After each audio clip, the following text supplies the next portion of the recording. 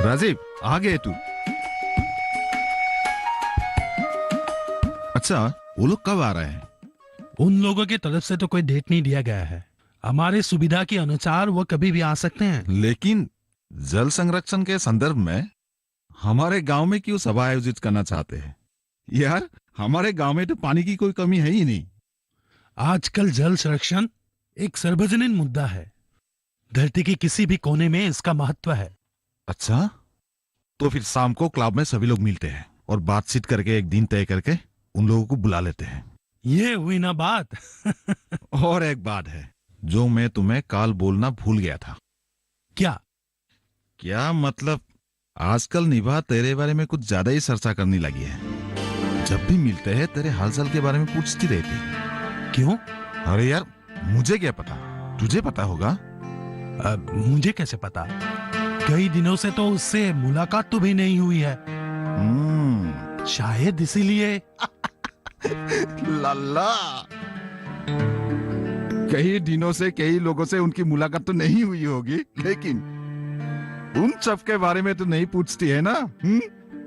तू कहना क्या चाहता है? हाँ, मैं कुछ नहीं कहना चाहता हूँ, मैं बस सोच रहा हूँ। देख, तू ज्यादा सोच रहा है। अरे भाई, अपनी गांव की लड़की है वो, इसीलिए खबर ली होगी। अच्छा, ऐसा भी हो सकता है। अच्छा राजीव, इन दिनों मेरे घर वाले भी मेरे शादी के बारे में बातचीत कर रहे हैं। अच्छा, ये तो बहुत खुशी की बात है। कहाँ खुशी की बात यार, डर लगता है, अपने हाथ में तो एक नौकरी भी नहीं है। अरे भाई, तू इतना बड़ा फार्म का मालिक है तो डर किस बात की? जल्द से जल्द कर ले शादी।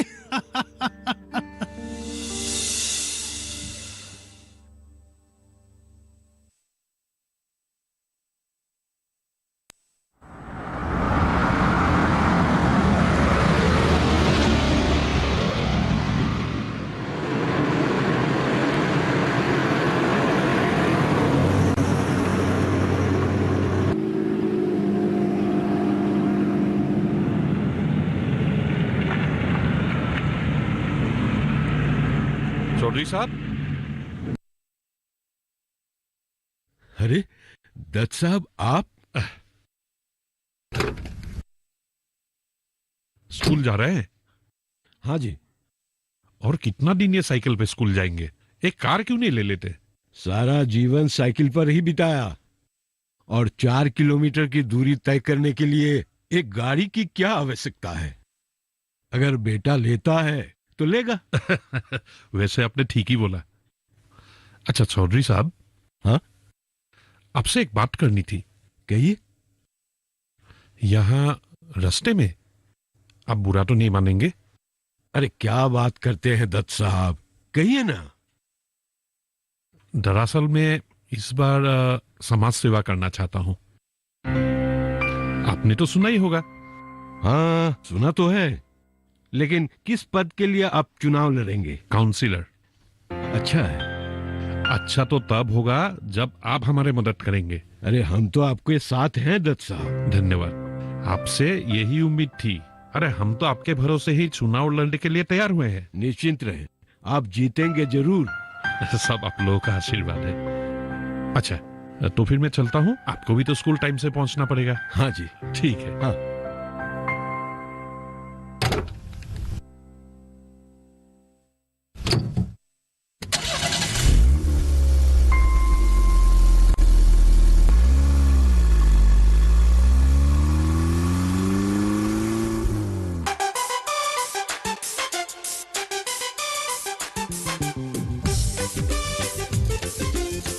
क्या हुआ? देखो कैसे पानी का दुरुपयोग हो रहा है। हाँ, अमीर आदमी है, जो मर्जी वही करेगा। इसमें अमीरी और गरीबी की कोई बात नहीं, ये ज्ञान और जागरूकता की बात है। अरे यार, इन लोगों को समझाना हमारी बस की बात नहीं है। शायद ये लोग पंप सेट का स्विच ऑफ करना भूल गए हैं। मैं जाकर बता के आता हूँ। हाथ छोड़ो भी, क्यों उलझन में पड़ते हो? जा, तू ही जाकर इन लोगों को बता के आ। अरे जाना। तू भी यार, कहाँ कहाँ भेजते हो?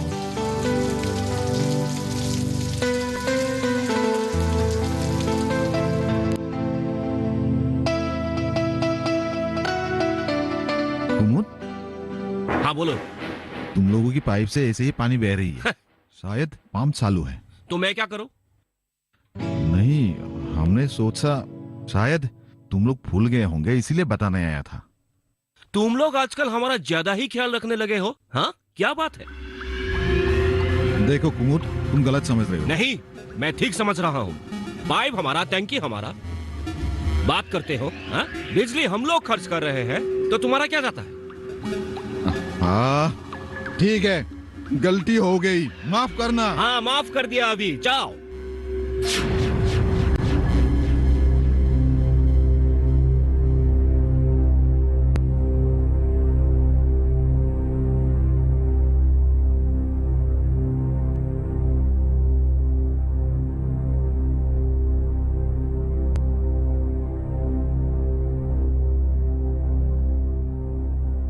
भैया, ये आपने ठीक नहीं किया। चोरों भी इन लोगों के साथ ऐसे ही पेश आना चाहिए।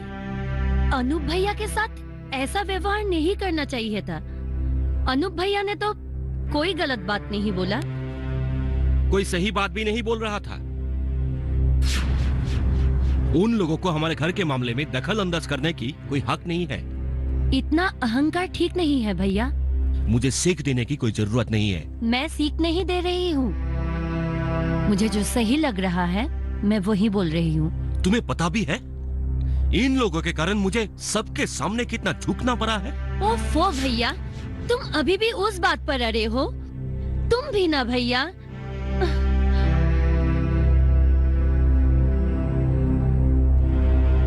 अड़ा नहीं हूँ, लेकिन भूल नहीं पा रहा हूँ।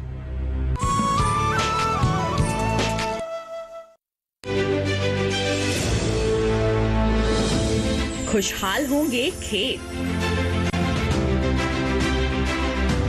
पशु भी रहेंगे स्वस्थ। सरकारी स्कीम का होगा लाभ, जब एक्सपर्ट्स का मिलेगा साथ। किसानों के सवाल, विशेषज्ञों के जवाब, अब सिर्फ एक फोन कॉल पर।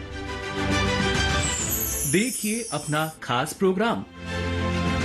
हमारे टोल फ्री नंबर हैं 1800-113060, 1800-113061।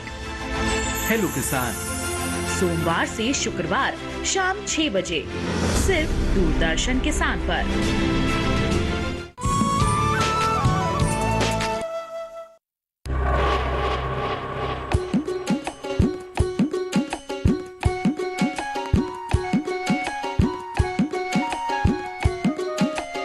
चाची,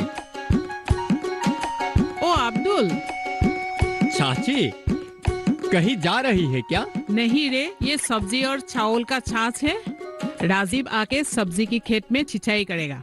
आप लोग ये साथ से फेंकते नहीं? नहीं, राजीव को छाछे फेंकना अच्छा नहीं लगता। अच्छा अच्छा, तुम अभी बैठो, मैं आ रही हूँ। ठीक है चाची।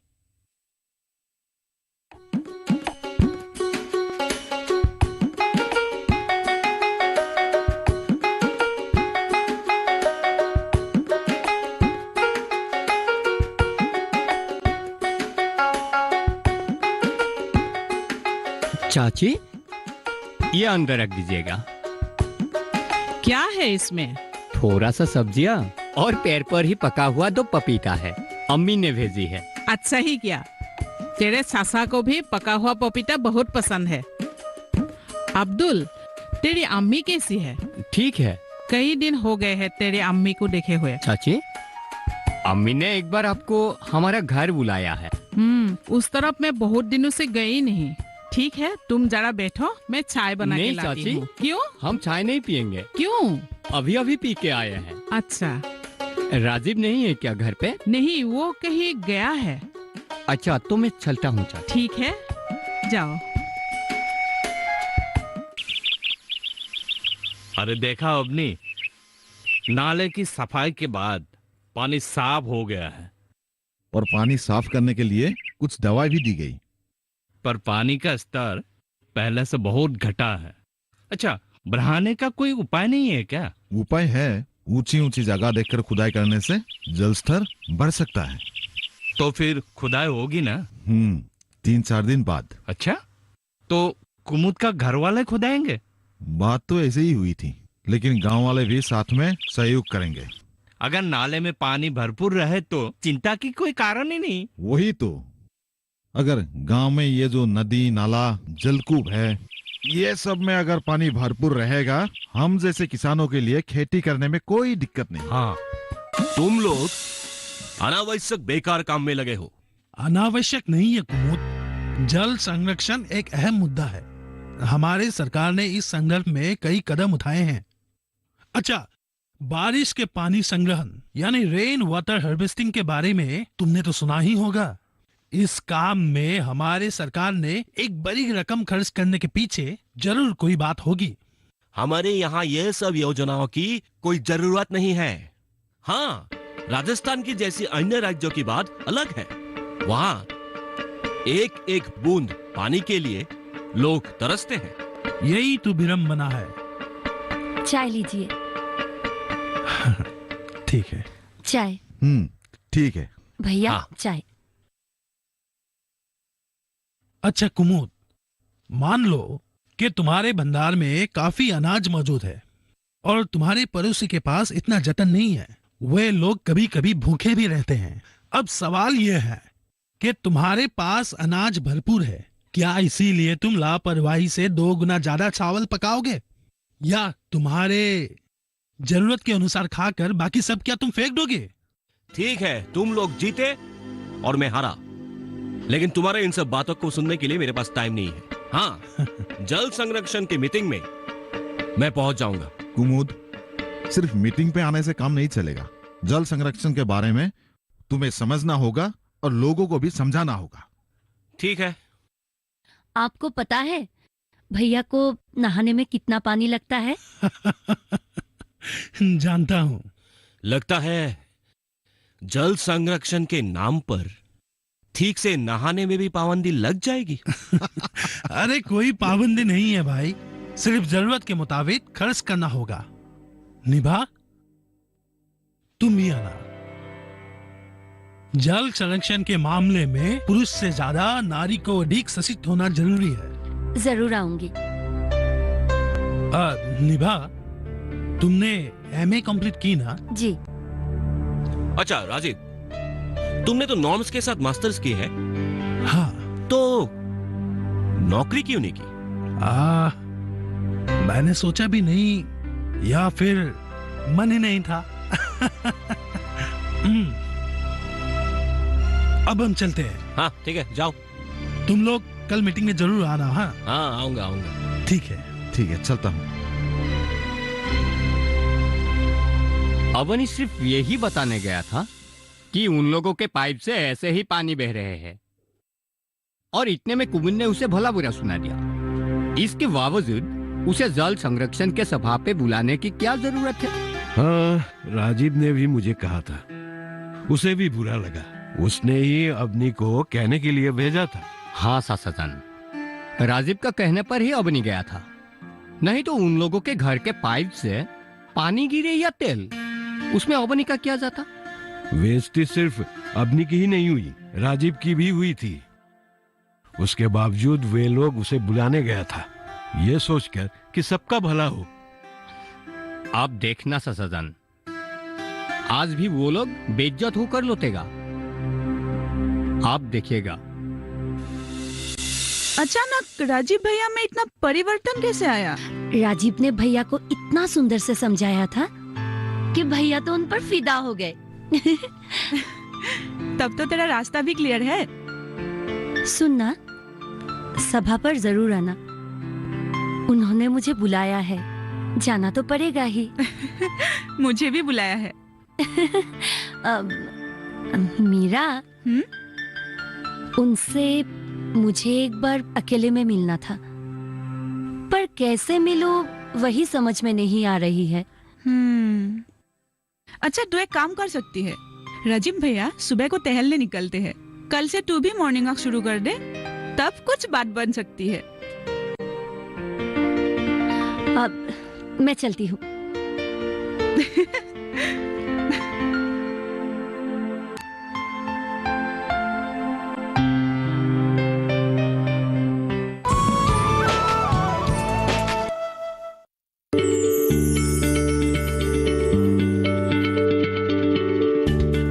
आप किसी बीमारी से परेशान हैं?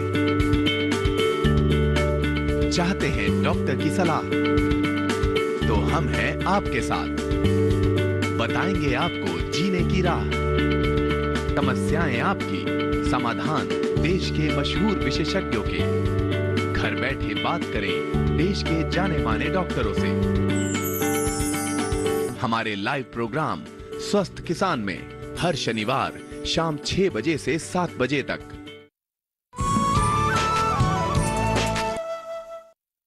एक अच्छी खबर है, आज की सभा में कुमुद भी आएंगे। नहीं नहीं राजीव, तुम लोगों को मैं साफ साफ बोल देता हूँ, अगर वो कुमुद सभा में आया तो मैं चला जाऊंगा। तो हर बात पर अकड़ते क्यों? क्यों नहीं? उसने मेरे साथ क्या व्यवहार किया था तुम लोगों को मालूम नहीं है? अरे क्या? पहले सुन तो लो राजीव क्या कहते हैं। तू समझ नहीं रहा है अबनी, सामाजिक काम करने वालों को हर परिस्थिति से मुकाबला करने के लिए हमेशा तैयार रहना चाहिए, और सामाजिक काम करने वालों को कभी कभी अपमानित होने की अवस्था आ सकता है। अरे भाई, सहन नहीं कर पाएगा तो समाज सेवा कैसे करेंगे? अच्छे कामों के लिए पुरस्कार और तिरस्कार दोनों ही मिलता है। सुना राजीव का बात, तू संभाल अपने आप को। अच्छा, जल संरक्षण सभा का उद्देश्य क्या है? कुमुद जैसे लोगों को सुधारना। अरे कुमुद जैसे लोग ही नहीं आएंगे तो सभा का कोई मतलब ही नहीं रहेगा। हाँ, सुन लिया राजीव का बात। देख भाई, एक विकसित समाज पाना है तो समझौता, मिलजुल, एक दूसरे को समझना बहुत ही आवश्यक है। अब नहीं, अब आया कुछ अकल में।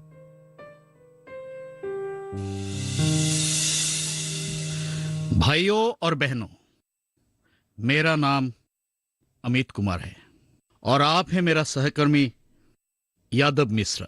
नमस्कार। दरअसल कई सालों से हम लोग एक एनजीओ चला रहे हैं।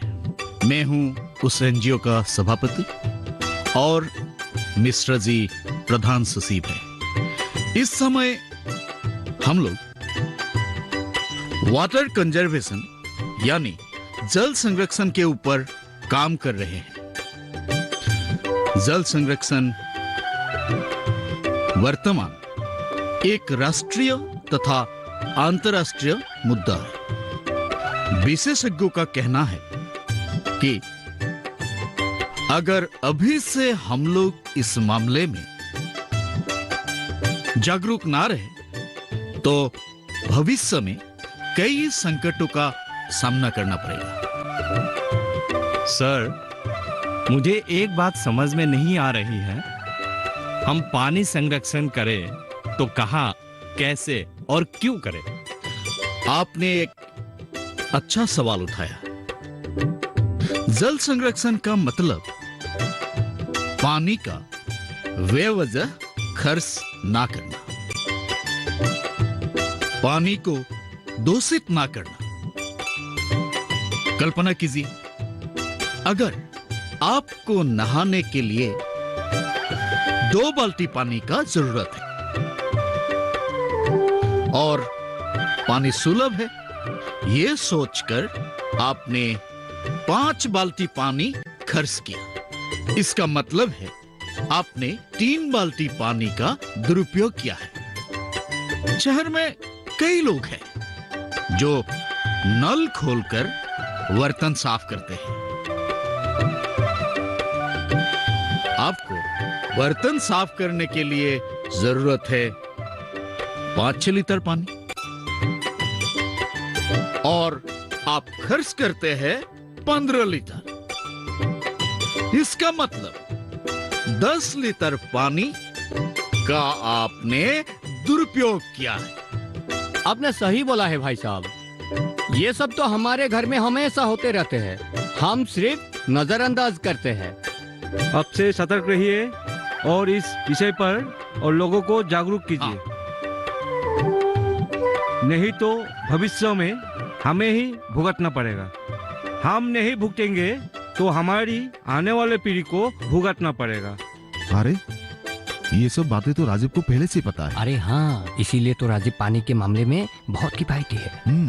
और एक विषय है जिस पर ध्यान देना सख्त जरूरत है, वो है हमारी आसपास की नदियाँ, तालाब, जलकूप आदि जल निकायों का संरक्षण।